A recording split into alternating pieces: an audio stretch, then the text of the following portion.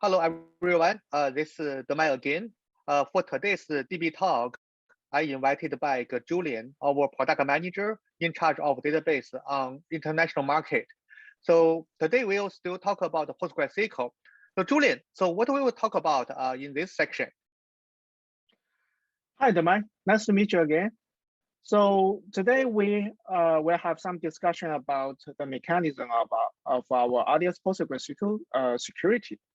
So as you know that customer usually ask about what does the RDS PostgreSQL provide to ensure the data security and also the security compliance with their business application, right? So today let's have some discussion about this topic. Yeah, okay. It sounds like security is a must-have feature there, but we're just not very sure about why this is important and what Alibaba Cloud is offering to our customers. So, okay, I will leave the time to you to show this to our audience here. Yeah. So the first question is that, as you know, that data privacy is becoming more and more important to the customer. So either the service provider provides their data service or application service to their customer. Their customer are concerned about the data security and also the privacy on their service platform. And also when a service provider are doing business in some countries or in some local region, the local region and also the government have some security compliance requirements, such as fintech technology and also the healthcare service provider. So they require their cloud service provider to ensure that their service can comply with their security compliance requirement at a local region. So that's why our database security feature is very important and mandatory to the customer and also to the cloud service provider. Yeah. So it's definitely a feature that our customers have to really securely provide to their users. This sounds like something that's very important here. So, okay, I will leave time to you and see how that works from Alibaba Cloud. Sure. So let me show my screen. And we categorize our security mechanism in 3 phases, covering the full life cycle of the data around the RDS PostgreSQL database on Alibaba Cloud. So the first one is the beforehand prevention. So as you know that usually the customer will deploy their application on ECS, or either you deploy the application out of Alibaba Cloud, but our database also provides the public endpoint serving the database service to their business application. So we recommend that the customer deploy their application on ECS because that in this way that we can provide network isolation with the VPC and also the security group mechanism to put their business application and also the database service within the same VPC and also the security group limit the network accessing to the RDS PostgreSQL database.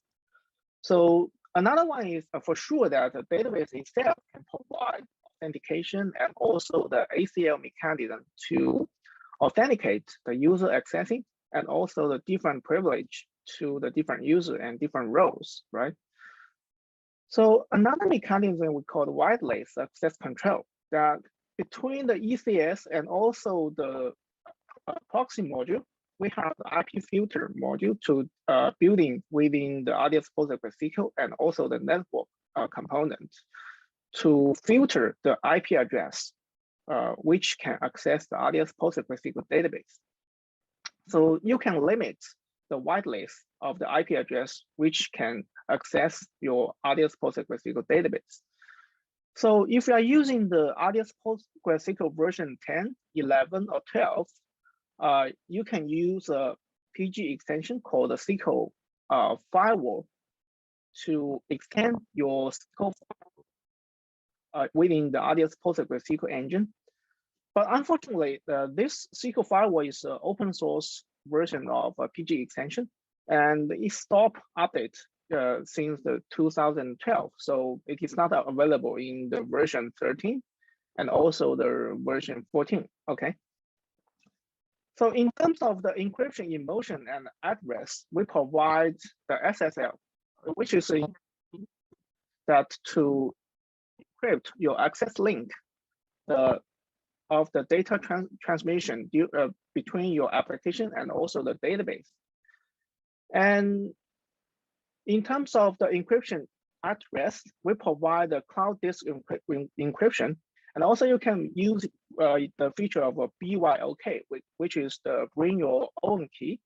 And the key can be rotated in some interval mechanism settings.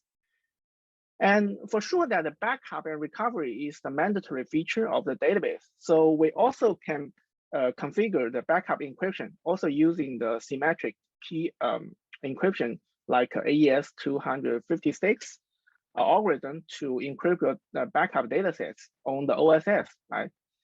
So in the face of the afterward auditing, we provide a SQL auditing, which is mandatory for many customers to meet the security compliance by the local countries and also within the business organization. They also want to have the SQL auditing to audit all the query and also the DDL operation on top of their database, which is very critical for their auditing service, right? And there is a PG extension called a PG audit, which you can also use that if you are familiar with this extension to use this PG audit features within our RDS PG PostgreSQL feature to ensure the SQL auditing feature as well in the RDS PostgreSQL database. Okay, I think that's all for the RDS PostgreSQL mechanism around all the different phases, covering the life cycle of the RDS PostgreSQL. Thank you, Julian. So is this the right understanding that for the first step, the beforehand prevention is actually to control the access and make sure the only the right person, the right user who has the authentication and also have the access to be able to access PostgreSQL. And for the second step, that the encryption in motion and at rest, that means if for all the data that be persistent on a disk or it's transferred across the network, if someone access that without the encryption key, they will not be able to read the data there. And on the third step, which is the afterward auditing, that means, for example, someone do have the encryption key, and that's someone who also has access control, but also we have auditing log that can trace back if something happened like on the database system. Is that my understanding correct? Yes, definitely correct. Okay, thank you. I learned something today. Okay, so next, let me have some demo and show how the RDS PostgreSQL security mechanism works when you are using the RDS PostgreSQL products. So actually, I have already pulled up RDS PostgreSQL RDS database instance in our Hong Kong region. So as you can see that when you are using the RDS PostgreSQL database, if you want to enable the data encryption features, so you must configure this feature when you are creating this RDS instance. Select the button of a create instance and choose the PostgreSQL database. And the storage type is the eSSD or standard SSD. And here, there is a checkbox called the disk encryption. So if you want to enable the cloud disk encryption, you must check this disk encryption checkbox. And as I mentioned that when encrypt your data on the cloud disk, we're relying on the service called the KMS on Alibaba Cloud. So here, you can specify your key using the KMS. And if you have already created, you can specify existing key on KMS. Or if you want to use a new KMS, you need to create a new one. And this will forward your operation to the KMS console. And you can create a new key on KMS. And by default, there is AES 256 algorithm when you specify the symmetric key. And also there are some other algorithms you can use here. But if you want to enable the key rotation feature, like rotation period, you can also specify the different key rotation period, like the 30 days or the 1 year, okay? And also we have the feature called the BYOK, that is the bring your own key. So you can switch to the external, and then you can upload your own symmetric key to support the AES 256 algorithm. Okay, so in this case, let me use my Alibaba Cloud KMS, the symmetric algorithm, to provide a symmetric key to the KMS feature. And also specify your KMS key here to enable the disk encryption when you are creating RDS PostgreSQL database. Okay, so this is how you can enable the cloud disk encryption feature. So another feature that, as you can see, that this database has already set up the data security feature with the disk encryption. Encryption is encrypted, right? Okay. So this is the encryption at rest. And you can set the whitelist here, right? As you can see, I already set my laptop IP address here. And also you can also add the security group to put your ECS and also the RDS PostgreSQL within the same security group to ensure the access link between your ECS business application with your RDS PostgreSQL database, right? And here, you can enable the SSL way after you pull up your RDS PostgreSQL database, right? So in this demo, I will show how you can provide your customer certificates at your client, and also to access your RDS PostgreSQL with the server-side certification, right? So there are some steps here. First, let me create some client certificate using this command, okay? So this command OpenSSL to generate the client key and the client certificate at your laptop, right? So, okay. So after this command executes, you can see two files has been generated. One is the client side certificates called the CACRT, and also the client certificate key here, right? The next one is to generate a server-side key to protect the specific endpoint, right? Actually, our RDS PostgreSQL can provide the certificate to ensure the SSL to protect multiple endpoints. In this demo, I will show how the SSL can protect the specific endpoint of our database, right? Protect this endpoint. So using this command, okay, this is a parameter to specify the endpoint here. Okay, that's it. And as you can see that there is a client-side request file has been generated with the name of server.csr, and also the server-side key. And next, I will generate the server-side certificate with the client key, right? To pair the symmetric key using the AES 256 algorithm, right? This is a command I will use, okay? Yeah, and when you list the file, you can see that the server-side certificates file has already been generated successfully, okay?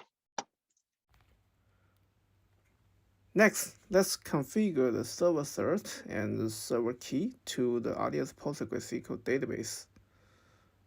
So here, let's modify the content of the server certificate with the content of a server.crt file. So copy the content here. And also the server.key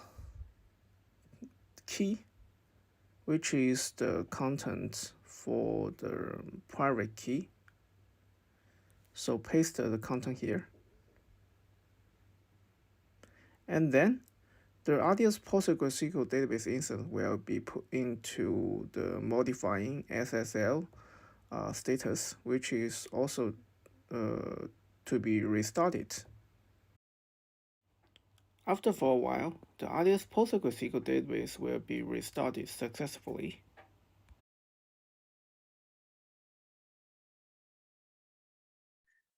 And the next, I will configure the Pgssl file certificate in our client's laptop. When you are using the PostgreSQL client to connect to your RDS PostgreSQL database. So this is the step. First, let me make a dir directory called var lib pgssl.postgresql, right? And also I will copy the client's certificate and also the client key and the server-side certificate to this directory. Okay. And then I will change the mode to make sure that the PG client has the role and the authorization to read these certificate files. Okay. Then I will just make sure that export these 3 lines of code, as you can see here, to set the environment parameter like the Pgssl cert and the Pgssl key, and also the Pgssl file root certificate server-side certificates in your profile to make sure that your PG client application can read this certificate key and certificate file when connecting to your RDS PostgreSQL database at your client. Okay, that's it. Yeah, then I will just make sure that this configuration file take effect. Okay, and we also need to export another system parameter called the Pgssl mode to the verify for to make sure that the client side customized certificate works to the PG client. Okay. So that's it. Beforehand, you need to make sure that the PG client module has already been installed successfully on your laptop. Then I will use the Pgssl command line to connect to our RDS PostgreSQL service using this endpoint, which has been protected by the SSL mechanism, right? And this is the username and also the port and the database that I have already set up beforehand. Okay, prompt to input the password of the user test PG. Okay, that's it. As you can see that we have connected from our laptop to the RDS PG database using the SSL. As you can see, the protocol version is the TLS version 1.3, 256 algorithm. And let me do some operation like a create table, because I will show you the SQL audit later. Create table.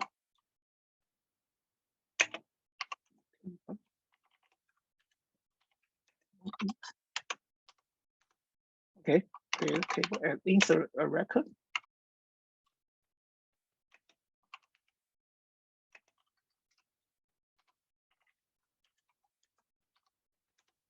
Okay, and you can select the data.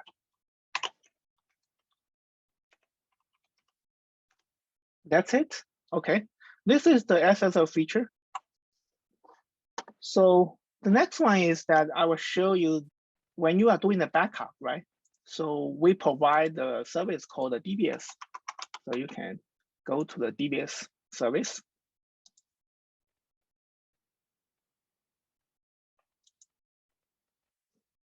And switch to the Hong Kong region, which is the same region with your RDS PostgreSQL database.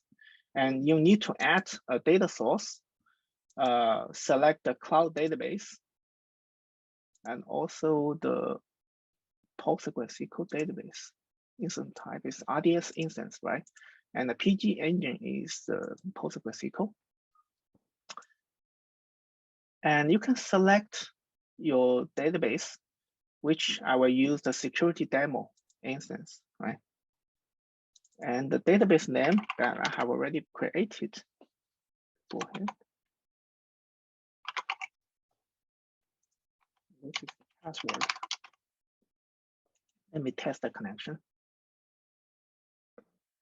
It will take some minutes to set up the DBS service connecting to your RDS PostgreSQL database, doing the backup operation. Okay, the test passed. That's it. The data source has been set up successfully. And then you need to create some backup strategy. So add backup strategy here and put the name test. Either you can choose the physical backup or logical backup. Both of them, we provide the data encryption mechanism to encrypt your backup data sets, right? First, when you're choosing a physical backup, you can modify your policy like a periodic backup or single backup, and also the backup frequency every week. And you can specify the specific day and also the time. Okay, leave it by default. And then specify the storage type like a DBS or the NAS, or either your OSS yourself, right? And storage pool, specify the provided specific storage pool, and also the retention period of your backup data set, right? And you can, for the longest time, you can specify the 10 years. So the encryption method here, we provide a built-in encryption, which is the AES 256 algorithm to make sure that your backup dataset is encrypted on specific storage type. Okay, that's it. And after that, you can kick off a specific backup dataset using this mechanism. Okay. And you can initial the backup right here. Specify. This is the wizard. You can follow this step to configure the backup mechanism. Okay. Let's go back to the RDS PostgreSQL database. And here I will show how you can enable the SQL auditing feature, right? So go to the data security. Yeah. And by default, the SQL audit is not enabled. So if you want to enable the SQL audit feature, you can specify enable SQL audit here. And here is the pricing information that you can click here for more detailed information. Let me enable this feature. It will cost some time to customize and also the provision your SQL audit service at the backend, like preparing the storage pool and also the data positions space for your SQL audit log files, right? And also you can do some filtering here, like specify your test database, okay? User to specify the filtering of your SQL audit. Let's go back to the connection to do some operation here. You can create or select. Your operation will be audit here. It will cost some minutes to refresh the SQL audit log at the backend and then show here on the web console. So let's change the time to. Okay, then you can see this operation, right? This is the SQL audit you just issue at your RDS PG operation. Okay, I think that I have shown the main operation about RDS PostgreSQL mechanism and operation on our RDS PostgreSQL database service. And I have already shown a demo about how you can use the SSL mechanism to connect from your laptop to the RDS PostgreSQL database with the SSL access link. Thank you, Julian. That looks straightforward. That we using the different mechanism to make sure that the right user have the access to the database and the data always be encrypted either on the fly and all rest on the disk. And also we will be able to have this audit log that to check all the operations that happen on a database instance. That look like well, we only take like 15 minutes and we can make a testing database instance became a production ready and a database that can provide the top security to our customers. A wonderful job there. Thank you, Julian. Thank you, Demai. Yeah, so with that, I believe we do have a free trial for PostgreSQL that anyone want to try it, they can kind of apply and log online to try PostgreSQL. So I think that's all for today. So Julian, thank you so much. We'll see everyone next time. Thank you, and see you next time. Bye-bye. Okay, bye-bye.